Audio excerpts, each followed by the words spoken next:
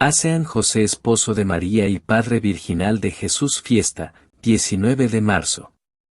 Modelo de padre y esposo, patrón de la Iglesia Universal, de los trabajadores, de infinidad de comunidades religiosas y de la buena muerte. A San José Dios le encomendó la inmensa responsabilidad y privilegio de ser esposo de la Virgen María y custodio de la Sagrada Familia. Es por eso el santo que más cerca está de Jesús y de la Santísima Virgen María. Nuestro Señor Jesucristo fue llamado hijo de José el carpintero, Mateo capítulo 12, versículo 55.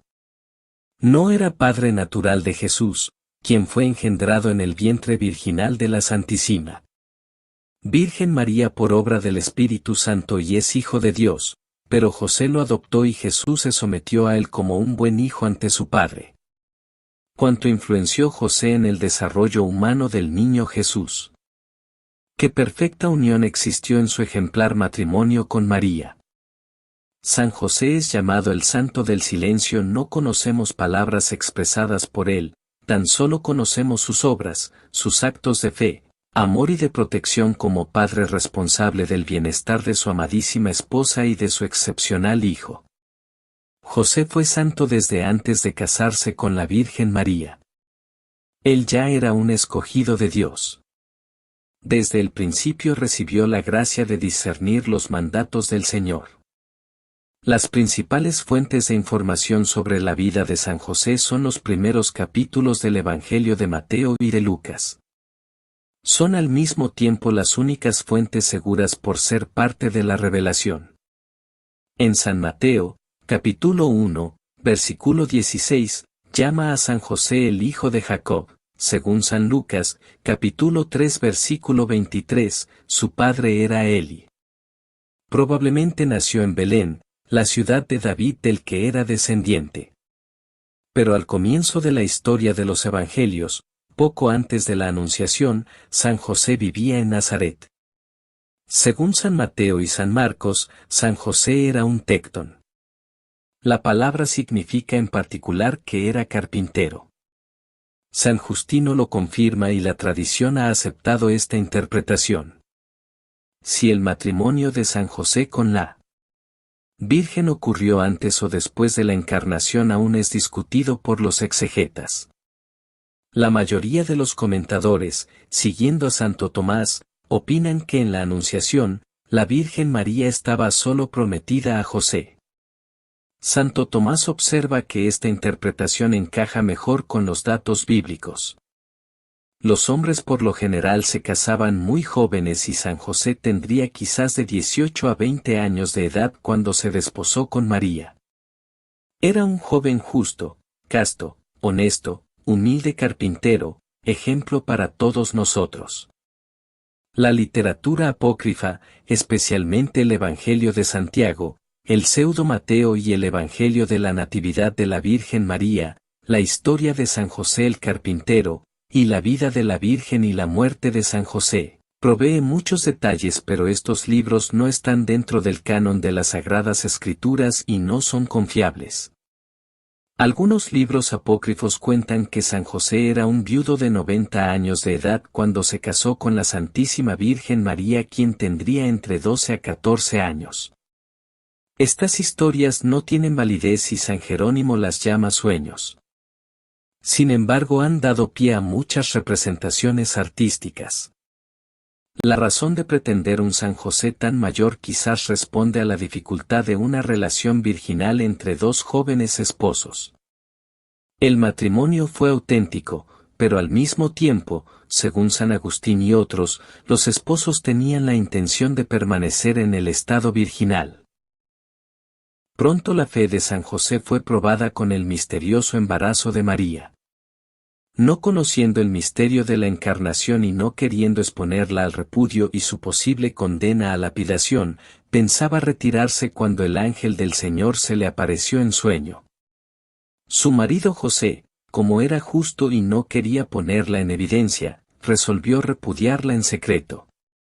Así lo tenía planeado, cuando el ángel del Señor se le apareció en sueños y le dijo: José, hijo de David, no temas tomar contigo a María tu mujer porque lo engendrado en ella es del Espíritu Santo. Despertado José del sueño, hizo como el ángel del Señor le había mandado, y tomó consigo a su mujer. Mateo capítulo 1, de los versículos 19 al 24.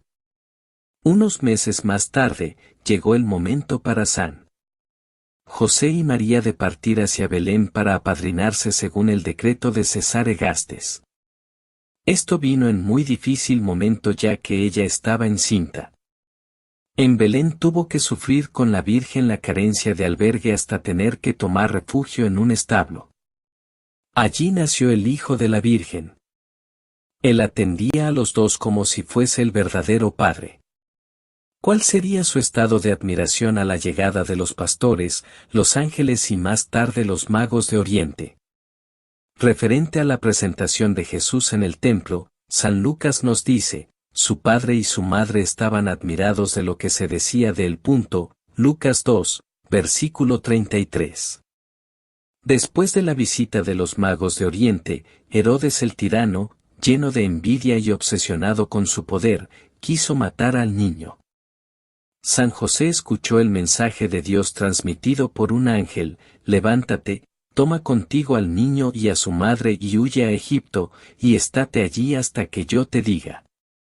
Porque Herodes va a buscar al niño para matarle. Mateo capítulo 2:13. San José obedeció y tomó responsabilidad por la familia que Dios le había confiado. San José tuvo que vivir unos años con la Virgen y el niño en el exilio de Egipto. Esto representaba dificultades muy grandes, la Sagrada Familia, siendo extranjera, no hablaba el idioma, no tenían el apoyo de familiares o amigos, serían víctimas de prejuicios, dificultades para encontrar empleo y la consecuente pobreza. San José aceptó todo eso por amor sin exigir nada. Una vez más por medio del ángel del Señor, supo de la muerte de Herodes, levántate, toma contigo al niño y a su madre, y ponte en camino de la tierra de Israel, pues ya han muerto los que buscaban la vida del niño.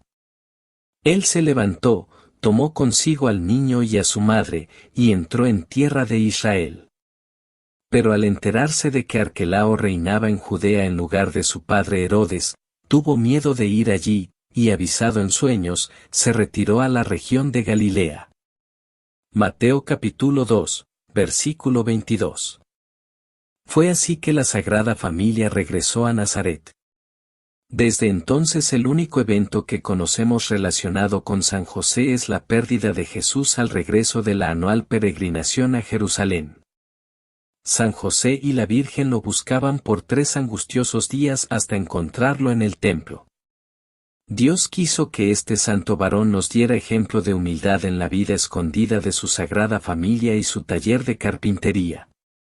Lo más probable es que San José haya muerto antes del comienzo de la vida pública de Jesús. Ya la devoción a San José se fundamenta en que este hombre justo fue escogido por Dios para ser el esposo de María Santísima y hacer las veces de padre de Jesús en la tierra. Durante los primeros siglos de la Iglesia la veneración se dirigía principalmente a los mártires. Quizás se veneraba poco a San José para enfatizar la paternidad divina de Jesús. Pero, así todo, los padres, San Agustín, San Jerónimo y San Juan Crisóstomo, entre otros, ya nos hablan de San José. Según San Callistus, esta devoción comenzó en el Oriente donde existe desde el siglo IV, relata también que la gran basílica construida en Belén por Santa Elena había un hermoso oratorio dedicado a nuestro santo. San Pedro Crisólogo, José fue un hombre perfecto, que posee todo género de virtudes. El nombre de José en hebreo significa el que va en aumento. Y así se desarrollaba el carácter de José, crecía de virtud en virtud hasta llegar a una excelsa santidad. En el occidente, referencias a Nutritor Domini, San José aparecen en el siglo IX en martirologios locales y en el 1129 aparece en Bologna la primera iglesia a él dedicada. Algunos santos del siglo XII comenzaron a popularizar la devoción a San José, entre ellos se destacaron San Bernardo, Santo Tomás de Aquino, Santa Gertrudis y Santa Brígida de Suecia. Según Benito XIV, la opinión general de los conocedores es que los padres del Carmelo fueron los primeros en importar del Oriente al Occidente la laudable práctica de ofrecerle pleno culto a San José. En el siglo XV, merecen particular mención como devotos de San José los santos Vicente Ferrer, Pedro de Ailly, Bernardino de Siena y Johann Jorsen. Finalmente, durante el pontificado de Sisto IV, San José se introdujo en el calendario romano en el 19 de marzo. Desde entonces su devoción ha seguido creciendo en popularidad. En 1621 Gregorio XV la elevó a fiesta de obligación. Benedicto XIII introdujo a San José en la letanía de los santos en 1726. San Bernardino de Siena, siendo María la dispensadora de las gracias que Dios concede a los hombres, con cuánta profusión no es de creer que enriqueciese de ella a su esposo San José, a quien tanto amaba, y del que era respectivamente amada. Y así, José crecía en virtud y en amor para su esposa y su hijo, a quien cargaba en brazos en los principios, luego enseñó su oficio y con quien convivió durante 30 años. Los franciscanos fueron los primeros en tener la fiesta de los desposorios de la Virgen con San José. Santa Teresa tenía una gran devoción a San José y la afianzó en la Reforma Carmelita poniéndolo en 1621 como patrono. Y en 1689 se les permitió celebrar la fiesta de su patronato en el tercer domingo de Pascua. Esta fiesta eventualmente se extendió por todo el reino español. La devoción a San José se arraigó entre los obreros durante el siglo XIX. El crecimiento de popularidad movió a Pío IX, él mismo un gran devoto, a extender a la Iglesia Universal la fiesta del patronato en 1841 y en diciembre del 1870 lo declaró Santo Patriarca, patrón de la Iglesia Católica. San Leo XIII y Pío X fueron también devotos de San José. Este último se aprobó en 1909 una letanía en honor a San José. Santa Teresa de Jesús tomé por abogado y señor al glorioso San José. Isabel de la Cruz, monja carmelita, comenta sobre Santa Teresa, era particularmente devota de San José y he oído decir se le apareció muchas veces y andaba a su lado. No me acuerdo hasta ahora haberle suplicado cosa que la haya dejado de hacer. Es cosa que espanta las grandes mercedes que me ha hecho Dios por medio de este bienaventurado santo. No he conocido persona que de veras le sea devota que no la vea más aprovechada en virtud, porque aprovecha en gran manera a las almas que a él se encomiendan. Solo pido por amor de Dios que lo pruebe quien no le creyere y verá por experiencia el gran bien que es encomendarse a este glorioso patriarca y tenerle devoción. Está, Teresa. San Alfonso María de Ligorio nos hace reflexionar. ¿Cuánto no es también de creer aumentase la santidad de José el trato familiar que tuvo con Jesucristo en el tiempo que vivieron juntos?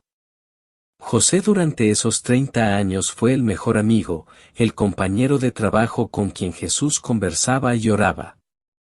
José escuchaba las palabras de vida eterna de Jesús, observaba su ejemplo de perfecta humildad, de paciencia y de obediencia, aceptaba siempre la ayuda servicial de Jesús en los quehaceres y responsabilidades diarios. Por todo esto, no podemos dudar que mientras José vivió en la compañía de Jesús, creció tanto en méritos y santificación que aventajó a todos los santos. San Pedro Crisólogo, José fue un hombre perfecto, que posee todo género de virtudes. El nombre de José en hebreo significa el que va en aumento. Y así se desarrollaba el carácter de José, crecía de virtud en virtud hasta llegar a una excelsa santidad. En el occidente, referencias a Nutritor Domini, San José aparecen en el siglo IX en martirologios locales y en el 1129 aparece en Bologna la primera iglesia a él dedicada. Algunos santos del siglo XII comenzaron a popularizar la devoción a San José, entre ellos se destacaron San Bernardo, Santo Tomás de Aquino, Santa Gertrudis y Santa Brígida de Suecia.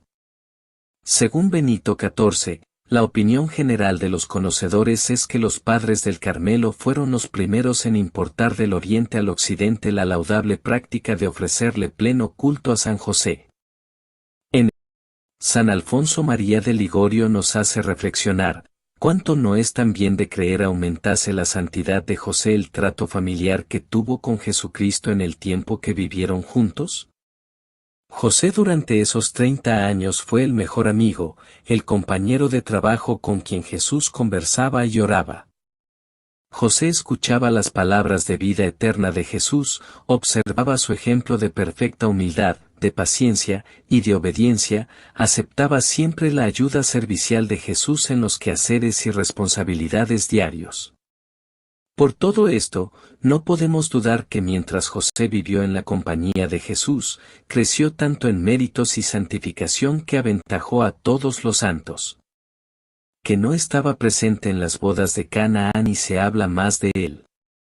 De estar vivo, San José hubiese estado sin duda al pie de la cruz con María. La entrega que hace Jesús de su madre a San Juan da también a entender que ya San José estaba muerto.